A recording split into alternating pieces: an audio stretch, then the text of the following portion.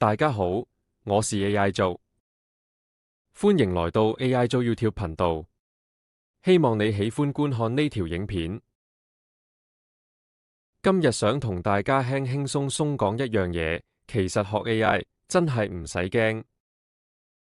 好多朋友、好多老友記一聽到 AI 就覺得好高深、好複雜，好似一定係後生仔先識。但其實唔係咁嘅。重點係，老友記唔需要怕 AI 其實可以好簡單，最重要係肯開始。AI 係一種新工具，可以幫你揾資料、整理內容、翻譯文字、做圖片，甚至陪你傾下偈。你唔需要樣樣識先開始，你只需要肯踏出第一步。其實，我反而覺得老友記學 AI 未必輸蝕，因為學 AI 唔係淨係鬥快，更加重要嘅係你有冇經驗，有冇判斷力，有冇人生智慧。而呢幾樣，正正就係老友記最強嘅地方。老友記第一個優勢就係人生經驗多。AI 講嘢有時好似好叻，但未必句句都實用。AI 其實只是在模仿我們人類的思考的認知的方式，幫我們從大量的資料中做摘要、總結等等工作。老友記見得多，做得多，比較容易分辨邊啲係真有用，邊啲只係講得好聽。老友記第二個優勢就係判斷力。AI 可以答得好快，但唔代表一定啱。老友記通常更識得睇風險、睇後果、睇可信性。呢種穩陣係非常寶貴。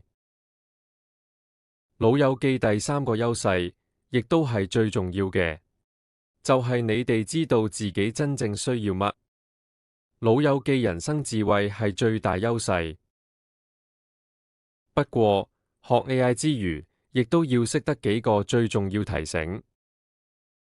因為 AI 好有用，但如果唔小心，都有機會令你誤信資料，甚至中招。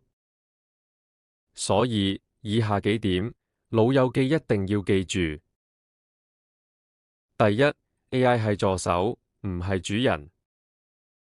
你可以當 AI 係一個幾聰明嘅電子助手，幫你整理，幫你提議，幫你起草。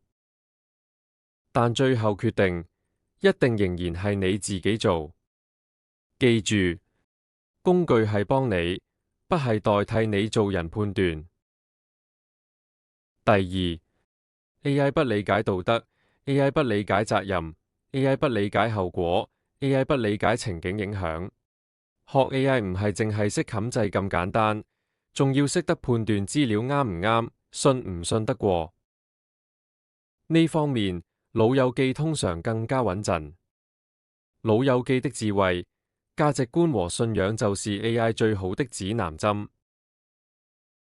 第三，要提防詐騙同埋保護私隱。如果收到可疑信息、陌生連結、奇怪電郵，你可以先問 AI 幫你分析。但同時，千祈唔好將銀行資料、密碼、身份證資料直接放入去 AI。重點，提防詐騙，私隱資料唔好亂輸入。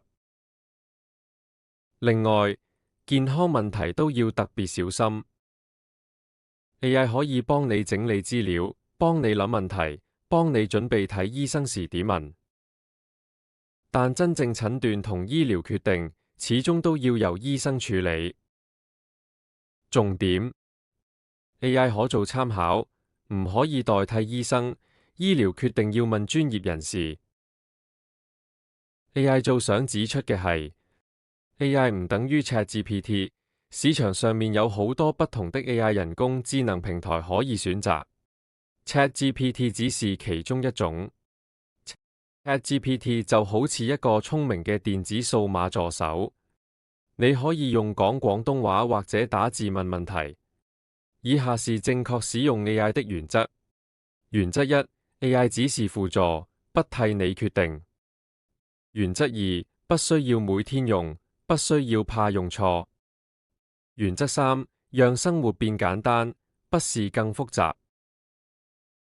你可以由最簡單嘅問題開始試，例如，幫我寫一段 WhatsApp 問候語，幫我翻譯一段英文，幫我做一個長英文報告的摘要，幫我設計一張馬年賀卡圖片。重點，由簡單問題開始，寫電子郵件、翻譯、整理資料、生成圖像。最後，各位老友記，我唔係 AI 專家，只係一個 AI 玩家。我哋一齊玩 AI，一齊學。唔明唔緊要，慢慢嚟，最重要係咁試。AI 就送俾大家一句說話：活到老，學到老。每一個老友記，佢學 AI 呢，都有唔同嘅目的嘅。有啲呢，就係想學下整下圖畫，但有啲係想拍下視頻喎，又或者想做下音樂喎。有啲老友記淨係想揾 AI 陪佢傾下偈咁。正因如此，有一點我要提出嘅就係，千祈唔好比較，因為每個人都有唔同學習 AI 嘅目的。祝你健康快樂，祝你有個愉快嘅一天。如果你喜歡這條影片，記得訂閱 AI 做 YouTube 頻道，分享俾你嘅朋友，亦都歡迎